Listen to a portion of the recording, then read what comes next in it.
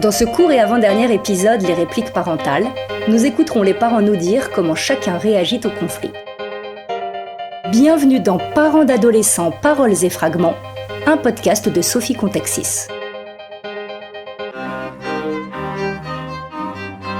Je sais pas comment je vais gérer le fait qu'elle sorte le soir. Là, quand elle va au conservatoire, elle rentre à 20h, 20h30, et je regarde par la fenêtre au loin, sans être vue. Je fais en sorte qu'elle ne voit pas que je m'inquiète. C'est horrible. Et elle est tranquille dans la rue, elle marche super doucement, elle est super en retard. Des fois, un petit quart d'heure, mais bon. Alors elle discute, elle passe à la boulangerie. Je me dis, c'est moi qui suis folle. J'ai fourmillé comme une dingue dans l'appartement. Je me suis presque jetée par la fenêtre pour regarder au loin, au bout de la rue. Puis je lui ai tout le temps dit de se méfier dans la rue, tout ça. Donc je pense qu'elle fait attention en plus, donc je devrais pas m'inquiéter. Quelquefois, mais ça fait longtemps en fait qu'elle l'a pas fait. Mais entre la 6e et la 5e, parfois elle criait tellement fort qu'elle s'en allait. Elle disait je m'en vais, et on savait pas où elle allait. Donc elle créait l'inquiétude chez nous. Exprès, c'était volontaire, je pense. Je suis pareil, j'ai fait ça aussi jeune. Et elle s'en allait, elle se baladait. Tu vois, et on savait pas où elle était. Donc ça, c'est difficile à vivre quand même. Son ressenti, je l'ai toujours battu. Elle m'a déjà dit, t'es une maman violente.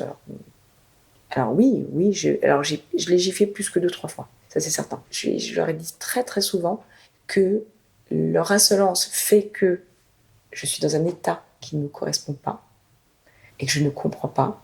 Je leur explique et je leur demande si ils ont bien conscience qu'ils dépassent les bornes. Et la plupart du temps, ils disent oui, on a dépassé les bornes. Donc ça, c'est pour moi, c'est un soulagement. Même si pour le futur, je suis pas sûre que dans leur souvenir, ils se souviennent qu'ils ont dépassé les bornes. Ce dont ils se souviennent, c'est seulement la réaction de leur maman. Ça, c'est très important. Et je leur dis très souvent, vous me mettez dans un état qui m'est étranger, puisque moi, j'ai aucun souvenir de ma mère crier, ni me mettre la main sur moi.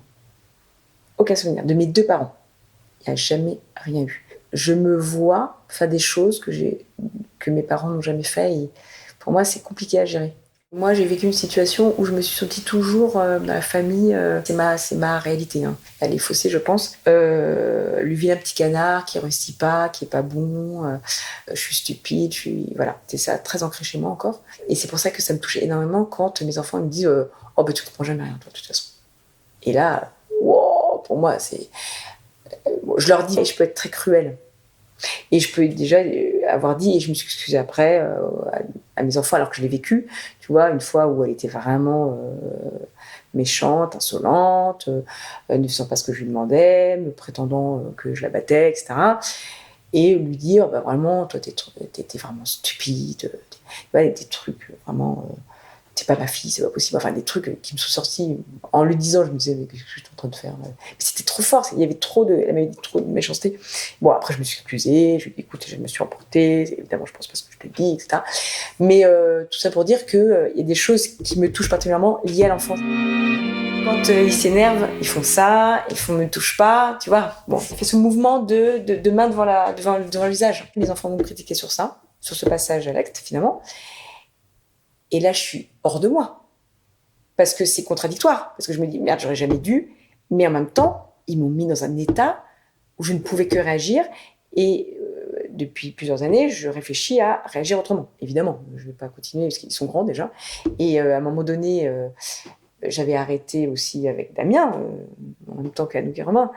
Il était plus grand. Mais j'ai déjà eu à faire face avec Damien. Lui-même aurait pu me soulever. Donc on était face à face, et il était là en train de ronger sa rage.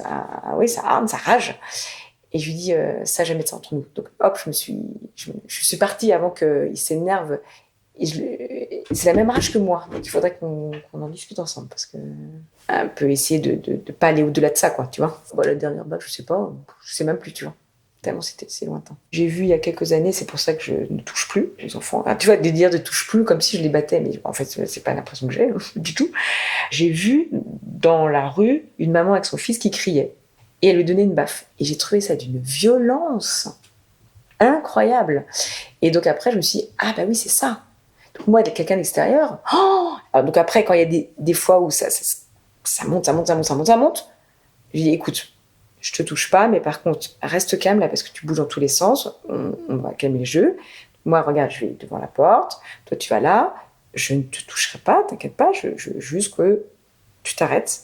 Moi, je vais descendre, prendre la discussion après, mais là, il faut que ça s'arrête. Voilà, maintenant, j'ai réussi à trouver un truc. Je me souviens surtout de cet aplomb à nier, et franchement, il n'y avait rien qui transparaissait sur son visage. J'en arrivais même à douter. Ce que ça me faisait, j'avais peur. J'avais peur qu'il développe cette qualité, entre guillemets, qu'il devienne manipulateur, qu'il devienne menteur, voleur, puisqu'il y a aussi du vol.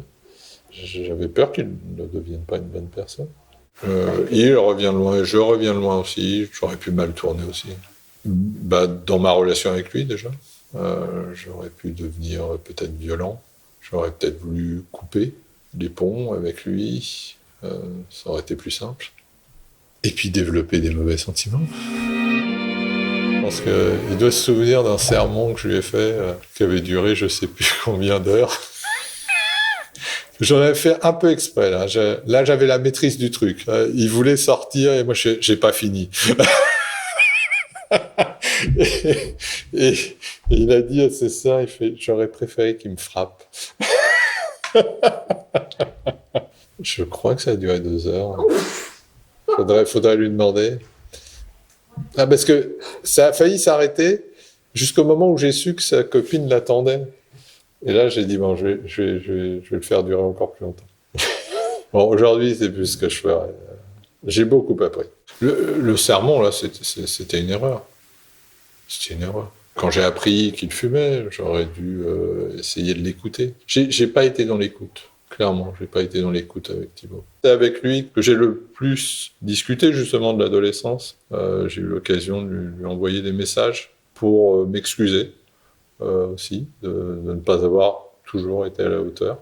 Enfin, je dis toujours de ne pas avoir été à la hauteur, je pense, en tant que père. J'ai pas compris ce qui lui arrivait et ce qui m'arrivait quand il a été adolescent. Bon, faut dire aussi que même quand il était petit, c'était difficile. Hein. Les 3 premières semaines d'école en maternelle, j'étais convoqué 2 fois chez le directeur. Donc c'est un enfant qui a eu pas mal de problèmes sur tout son parcours scolaire et de vie, et qui aujourd'hui est beaucoup plus calme qu'avant, et ça fait plaisir à voir. Le truc avec Irène, c'est qu'elle pleure très vite.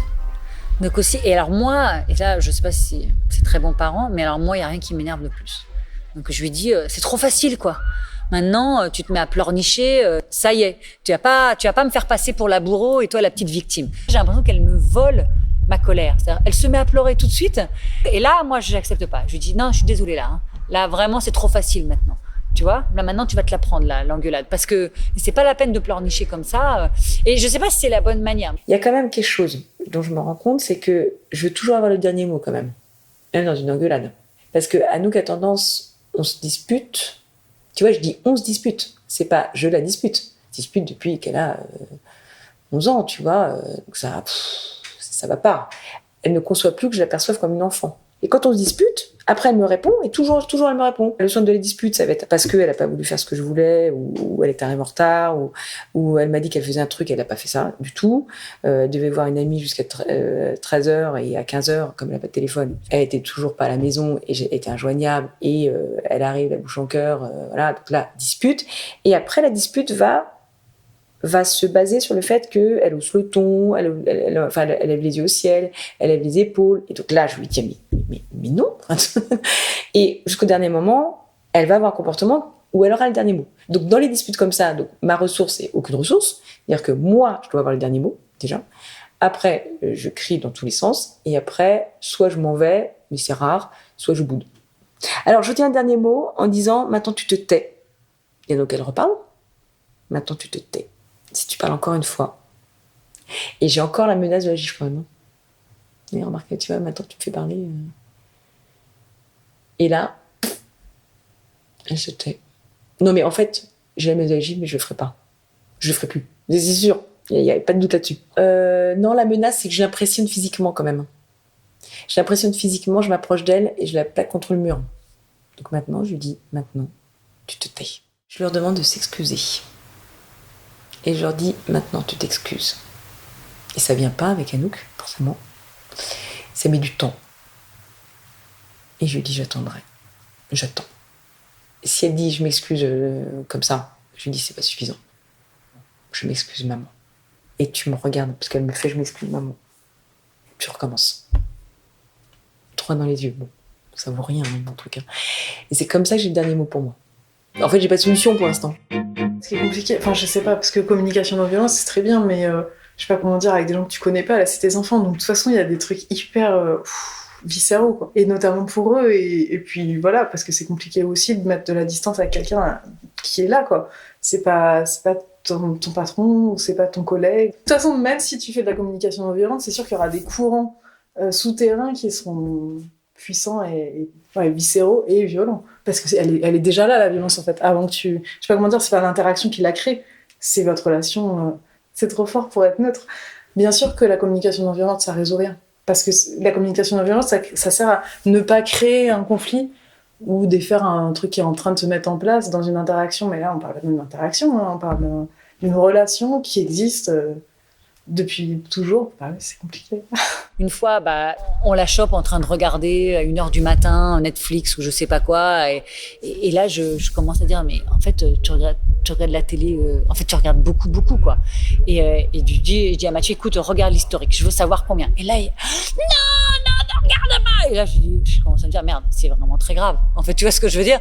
Et là, elle se met dans un état comme s'il fallait surtout pas que je regarde. Et là, je me dis, putain, faut que je regarde, il y a vraiment un truc. Et en fait, elle est conne. Parce que du coup, là, tu te dis, ouh, elle se met dans un état pas possible. Et là, ça la rend vraiment... Et là, je regarde. Il s'avère que c'est beaucoup, mais rien de gravissime. Et là, vraiment, je peux être un peu en disant, mais franchement, quoi. Regarder, et puis là, je fais la liste des films, tu te rends compte, t'as rien, quoi. T'as juste perdu ton temps, t'as pas ouvert un livre et tout. Et là, je peux vraiment être un peu dure. Et ça, c'est des genres de trucs parce que ça la diminue. Ou ça, c'est ça qui l'a fait beaucoup pleurer. C'est le côté, là, t'es pas contente quelque part. Il y a plein de parents qui diraient, en quoi c'est un problème de regarder des films un peu neuneux. Laisse-la tranquille, quoi. Elle a des bonnes notes à l'école, elle est plutôt sympathique, elle a pas de gros problèmes, c'est pas très grave. Et moi, c'est un truc où je suis un peu exigeante, mais ça marche pas, hein. Et du coup, je lui tombe dessus en disant, putain, t'as pas ouvert un livre, quoi. Et par contre, t'as regardé les films les plus pourris possible, mais vas-y, t'as le droit d'être intelligente aussi, t'as le droit de pas t'occuper que à quoi tu ressembles, et ça la rend vraiment, parce que tu lui renvoies une image d'elle-même qui est un peu dure.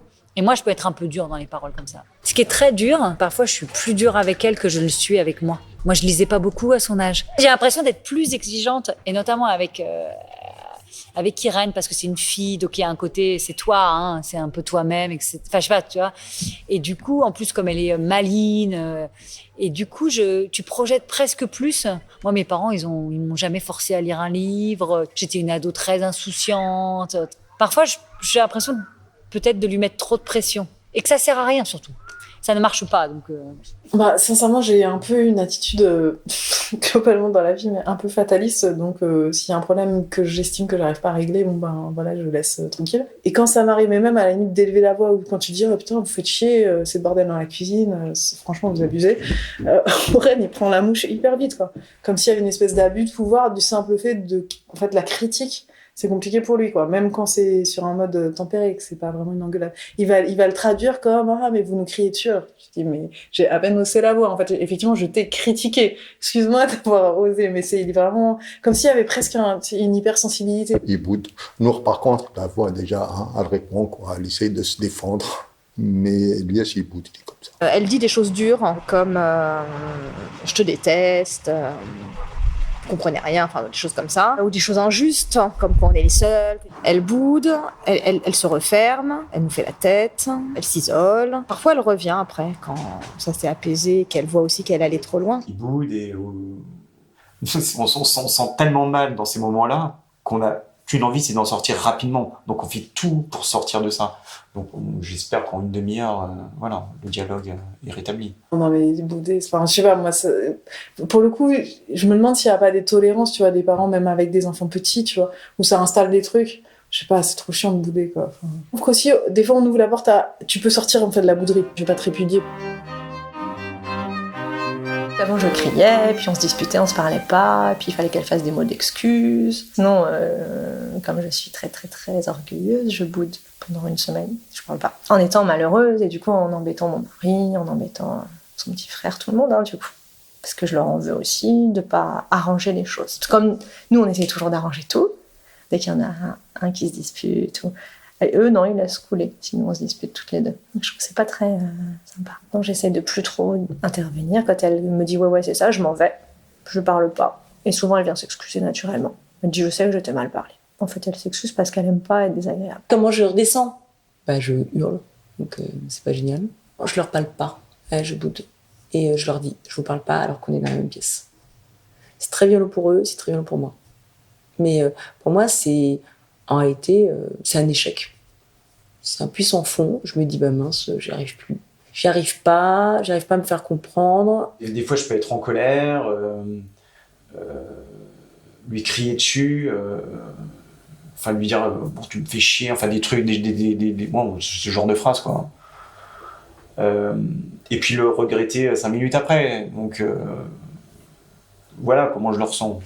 La colère, elle ne dure jamais très longtemps. Vraiment, je peux me mettre en colère assez facilement, je l'admets, mais ça passe suffisamment rapidement, tout simplement, encore une fois, pour mon propre confort. Je déteste me mettre en colère, en fait. J'aime pas du tout ça. Donc, je fais en sorte d'en sortir le plus rapidement possible.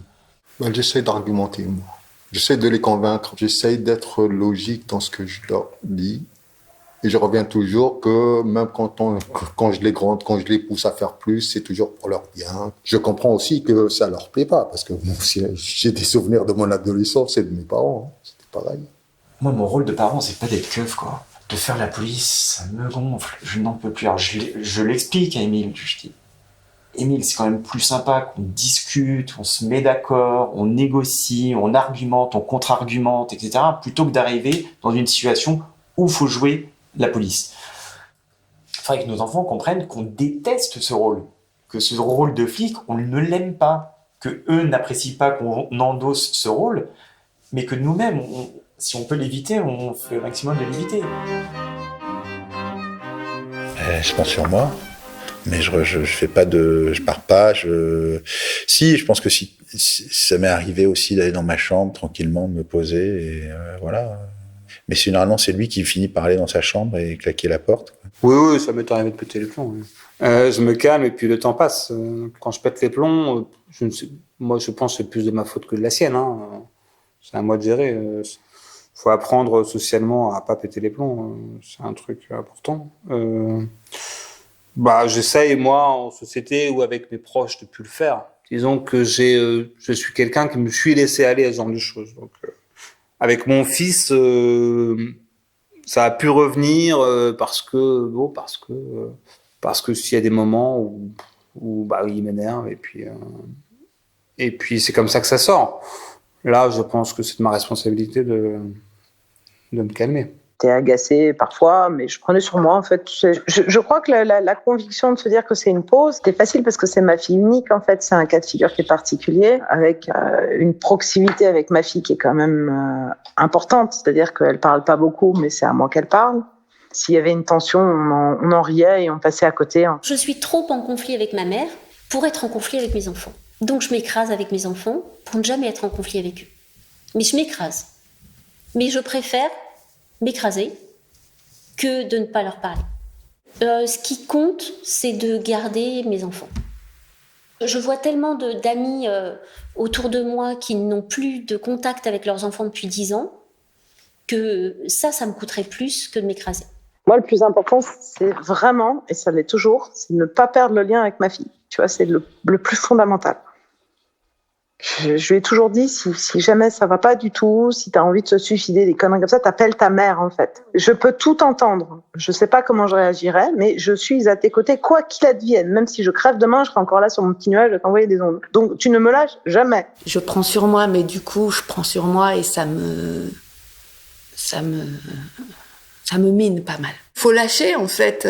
Il faut lâcher. S'ils doivent se prendre le mur, ils doivent se prendre le mur et moi, je voudrais l'en empêcher, mais je peux pas. Une fois que c'est passé, ça passe. Mais mon problème, c'est qu'après, moi, je cogite énormément. Je suis quelqu'un qui psychote énormément. Voilà, c'est une machine qui travaille sans arrêt. Donc ça m'empêche aussi de dormir. Ponctuellement, lorsque j'ai passé ces nuits blanches, lorsque je me suis sentie seule, j'ai eu des moments où je me disais mince, mais est-ce que j'ai fait tout faux? Est-ce que c'est nul ce que je fais? Comment faire? Enfin, moi, elles m'ont fait pleurer de désespoir. Parce que j'ai pas envie de me recevoir de l'agressivité. Et quand on rentre, tu te prends tout. J'ai rien demandé. Foutez-moi la paix. C'est ça. Et enfin, voilà. Et des fois, on essaye de tout bien faire et c'est encore pas bien. Il y a beaucoup d'injustices des fois, parce je pense qu'ils sont trop tournés sur eux-mêmes, sur leur petit nombril et leurs problèmes existentiels du moment. Et du coup, ils voient pas tout ce qu'on fait pour eux et même ça les agace. Je trouve ça injustifié, le fait qu'ils me critiquent sur le fait que soi-disant je crie tout le temps, et peut-être que c'est vrai. Soi-disant on peut pas me parler, et ça c'est dur alors que je fais beaucoup pour eux, je me soucie beaucoup d'eux, voilà.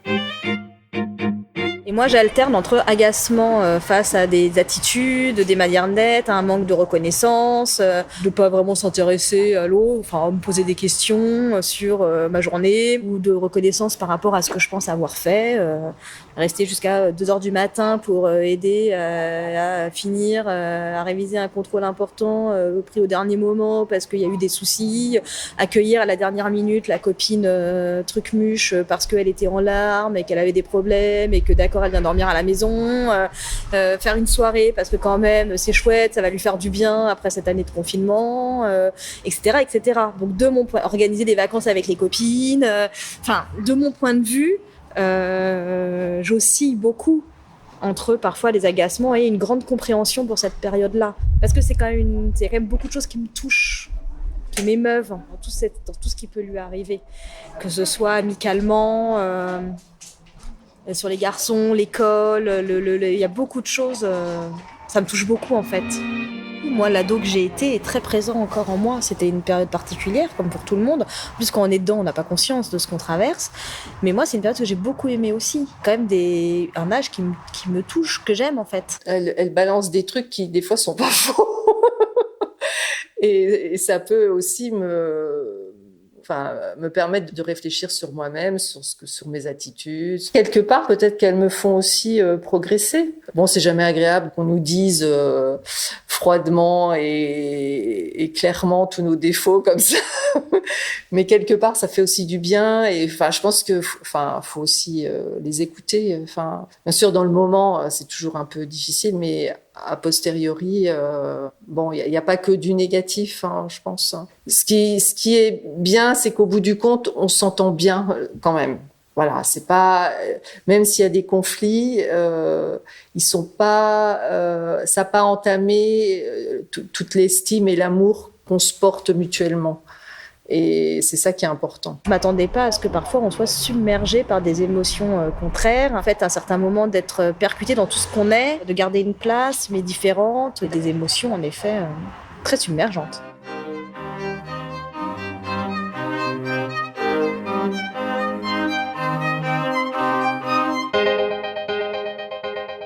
Vous avez écouté Parents d'adolescents, paroles et fragments, un podcast réalisé par Sophie Contaxis et produit par Sébastien Ducré.